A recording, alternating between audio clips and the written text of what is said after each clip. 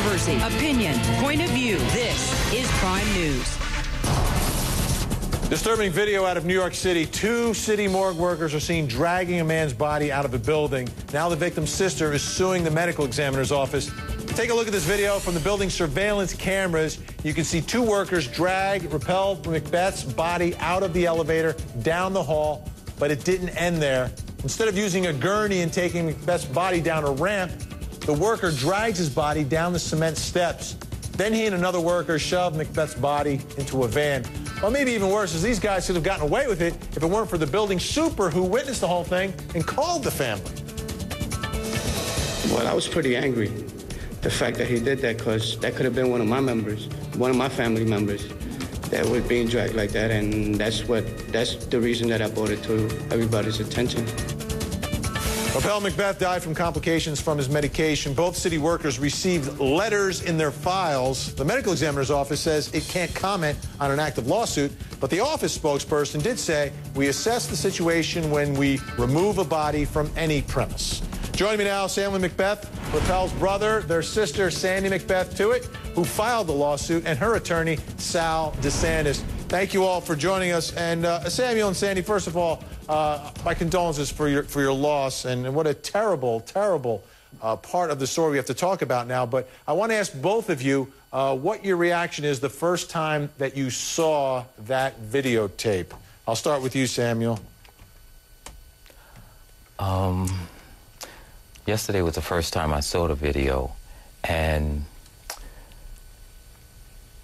I just can't understand why 2 grown men, and this is their profession, to come pick up someone who just expired, to treat them like he's like a bag of garbage. I just don't understand it.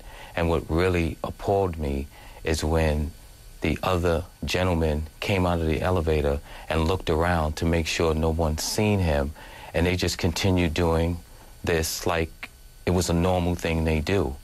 I look at it as they don't really have a conscience, because to do this, go home, go to sleep, get back up, and do it again tomorrow, this is not something that they just chose to do today.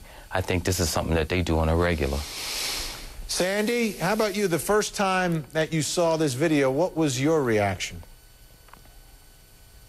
I was actually very outraged. I was insulted because I was advised that they needed 5 minutes of privacy, that I couldn't watch them to remove the body from the bathroom to the body bag. So they were given that 5 minutes of privacy, but after seeing the video, once I saw the video, I questioned whether the 5 minutes of privacy was because they were going to do the job incorrectly, because there's no justification for why they removed him the way they did. I'm very hurt because he didn't deserve to be treated as if though he was garbage. And I'm still grieving. It was during grieving that this news was brought to me. His body was still here. So I'm just very offended with the fact that I trusted them. I could have gone outside and watched, because that's how much pain I felt that night. I didn't want to leave him. But sure, it's heartbreaking, they had to remove Sandy. the body. It's absolutely heartbreaking. I want to speak to Salvatore for just a second. Salvatore, when it comes to a lawsuit, I'm a lawyer. I know sometimes it's about money. Is it about something else here as well? Is there a point to be made? Is there something that should be done to ensure that this doesn't happen again? Yes, Vinny, absolutely. They put 2 letters in the files of the 2 workers, and I think that letters merely say you were caught. What they should have done was enacted some sensitivity training. What they should have implemented better supervision. They should have gone over the training methods in which you're going to care for somebody's loved ones who just expired. the time for the family is always going to be very emotional, and you have to count on and rely that the body's going to be handling properly.